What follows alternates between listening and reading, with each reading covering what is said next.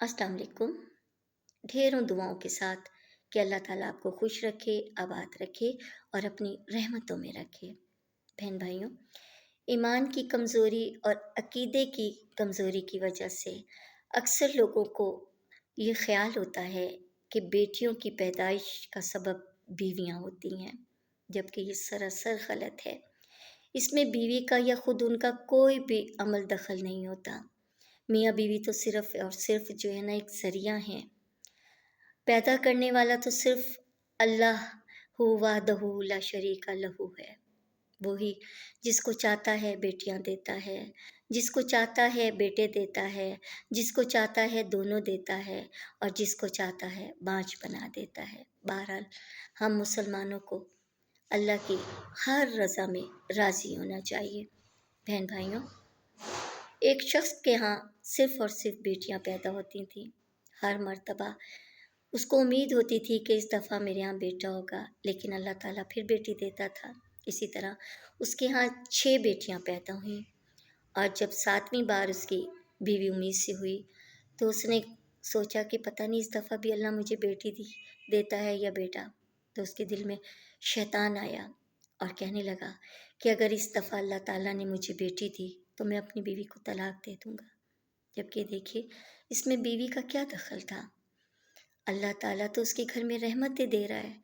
यही तो सोच होती है, ये नहीं सोचते कि अल्लाह ताला रहमत दे रहा है और हम ये कहते हैं कि बेटी क्यों दी, बेटा क्यों नहीं दिया?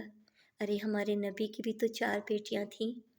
उन्होंने भी तो कितनी मोहब्बत से उनकी परवरिश की थी और अल्लाह कहता है कि बेटियों की अच्छी परवरिश करोगे तो मैं तुम्हें जन्नत अता करूँगा। तो वो आदमी कहता है कि मैं यही सोच रहा था और मैंने कहा कि अगर बेटी हुई तो मैं बीवी को तलाक दे दूँगा। ये सोचते-सोचते मैं रात को सो गया, तो मैं ख्वाब में क्या देखता हूँ कि क़यामत बर्पा हो चुकी है और मेरे गुनाह बहुत ज़्यादा हैं, जिनके सबब मुझ पर जहन्नुम वाजिब हो चुकी है। लिहाज़ा फ़रिश्तों ने मुझे पकड़ कर जहन्नुम के तरफ ले चले। पहले दरवाज़े पे गए तो देखा कि एक मेरी बेटी वहाँ खड़ी है, जिसने जहन्नुम में जाने से मुझे रोक दिया। फरिश्ते फिर मुझे लेकर दूसरे दरवाज़े पे चले गए। वहाँ दूसरी बेटी मेरी मौजूद थी, जो उसके लिए आड़ बन गई। अब वो तीसरे दरवाज़े पर लेकर गए तो वहाँ उसकी तीसरी बेटी खड़ी हुई थी, जो इसका दिफ़ा कर रही थी। गर्ज़ ये कि फ़रिश्ते उसे जहन्नुम के 6 दरवाज़ों पर लेकर गए, मगर हर दरवाज़े पर कोई न कोई बेटी उसकी रुकावट बनती चली गई। अब जब 7वाँ दरवाज़ा बाकी रहा, तो फ़रिश्ते उसको लेकर उस दरवाज़े की तरफ चल दिए। इस पर अब उसको घबराहट तारी हुई कि इस दरवाज़े पर मेरे लिए रुकावट कौन करेगा? तो कहते हैं कि ऐसे मालूम हुआ कि जैसे अब जो है ना बस अब मैं जहन्नुम के अंदर चला जाऊँगा, अब क्या होगा? तो कहता है कि इसी परेशानी और ख़ौफ़ और दहशत के आलम में मेरी आँख खुल गई, तो मैंने अपने रब से ये कहा कि मुझे शैतान ने बलगलाया था, या अल्लाह मुझे 7वीं बेटी भी अता करना।